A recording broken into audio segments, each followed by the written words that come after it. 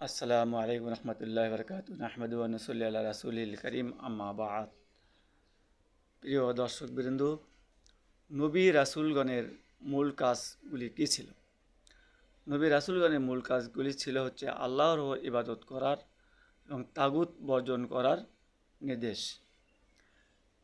এবং আমি প্রত্যেক জাতির মধ্যেই রাসূল পাঠিয়েছি, আল্লাহ পাক বলছেন যে ওয়ালাকাদ বাআসনা ফি কুল্লি উম্মাতিন রাসূলান আনি ইবুদুল্লাহা ওয়াজতানিবুত তাগুত। তাদের মূল কাজ ছিল আল্লাহর ইবাদত করো, তাগুতকে বর্জন করো। হ্যাঁ, আমি তো প্রত্যেক জাতির মধ্যে রাসূল পাঠিয়েছি। সূরা আন-নূর আয়াত নম্বর ৩৬। তো নবী রাসূলগণ যে দায়িত্ব সাধারণভাবে পালন করেন, আমরা তাদের অনুসরণ করব। আমরা প্রিয় নবী হযরত সাল্লাল্লাহু আলাইহি সাল্লামের অনুসরণ করব।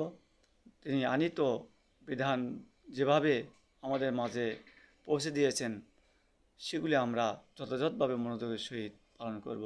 তাহলে আমরা সফল হব ইনশাআল্লাহ।